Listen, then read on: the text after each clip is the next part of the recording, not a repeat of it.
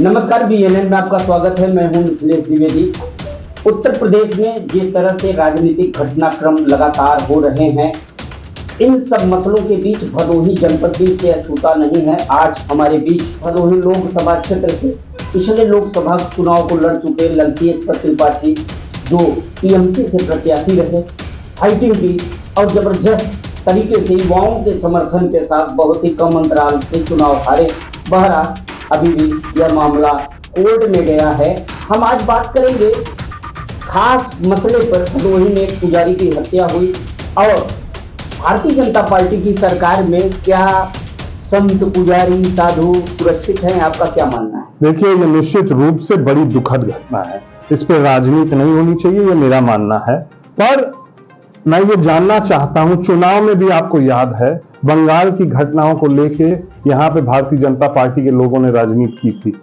आज मैं इनसे पूछना चाहता हूं कि इस बेचारे पुजारी की हत्या आपके देखरेख, आपकी निगरानी में हुई है, इसकी श्रद्धांजलि सभा का आयोजन कौन करेगा? इसके लिए वो आंसू कौन बहाएगा? कि आपका प्रेम समाज से, आपका प्रेम इस देश के लोगों से सिर्फ चुनाव के वक्त जागता है?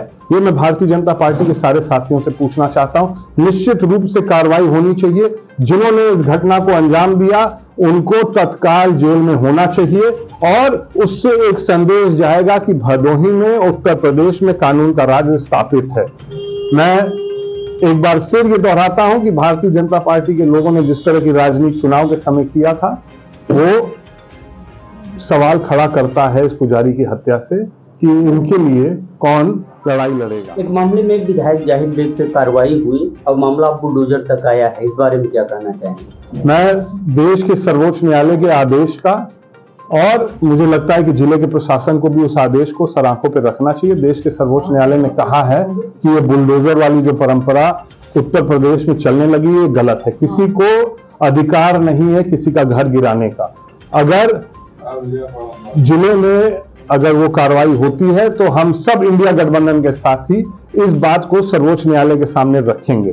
गलतियां अगर हुई होगी, नहीं हुई होंगी, वो तो जांच का विषय है, मगर इनको अधिकार नहीं है कि उनके घर पे बुलडोजर चले और हम लोग सब खड़े रहेंगे और ये कार्रवाई नहीं होने देंगे। ये कानून व्यवस्था सिर्फ एक आदमी किस दल और किस विचारधारा से जुड़ा हुआ है ये देख के नहीं होता है। कानून व्यवस्था एक बराबर सबके लिए होनी चाहिए और जो कानून व्यवस्था उत्तर प्रदेश में चल रही है ये दिखाती है कि अपराधियों का हौसला बुलंद है और यहाँ पे जो कमजोर मिल रहा है, जो दूसरे पार्टी का मिल रहा है, जो दूसरे समाज का मिल रहा है, उसी के विरुद्ध बुलडोजर की कार्रवाई हो। तो भदोही में जब चुनाव आता है तो एक मसला उठता है, जनता मामला उठाती है, भारतीय जनता पार्टी की तरफ से इस मसले को दबाया जाता है, कुनियम पक्का पुल का। बिल्कुल। रामपुर में अभी जोपा रामपुर का मिर्जापुर में मुख्यमंत्री ने शिलान्यास किया है हाल के दिनों में, लेकिन एक तरह से कुनिया की जनता के साथ धोखा हुआ। बिल्कुल, ये लगातार हो रहा है कोनिया की जनता के साथ।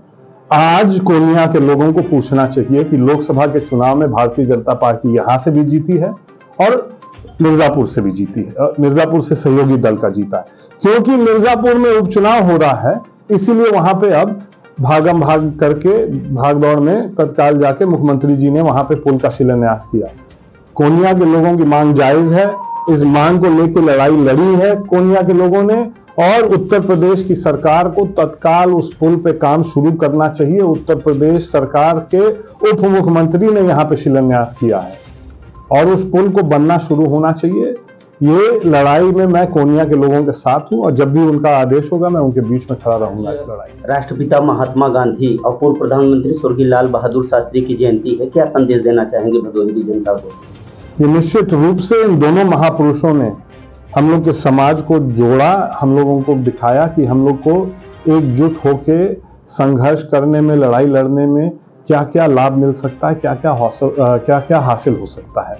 निश्चित रूप से आज के दौर में एकजुटता ही हम लोग की ताकत है और उनकी जयंती के शुभ अवसर पे मैं इस जिले को और पूरे प्रदेश के लोगों को एकजुटता का जो उनका जो सपना था वो हम लोगों को मजबूत करना है। वो आज की तारीख में और भी महत्वपूर्ण है, क्योंकि समाज को अलग अलग तरीके से बांटने का काम जो किया जा रहा है उससे हम लोगों को उठ के एकजुट होकर ये लड़ाई लड़नी होगी। बहुत बहुत धन्यवाद। तो ये थे टीएमसी नेता और भदोही लोकसभा क्षेत्र के पूर्व प्रत्याशी लंकेश त्रिपाठी, जिन्होंने हमसे हर मसले पे बात की। फिर मिलेंगे इसी तरह की एक और खबर के साथ। तब तक के लिए दीजिए इजाजत। नमस्कार।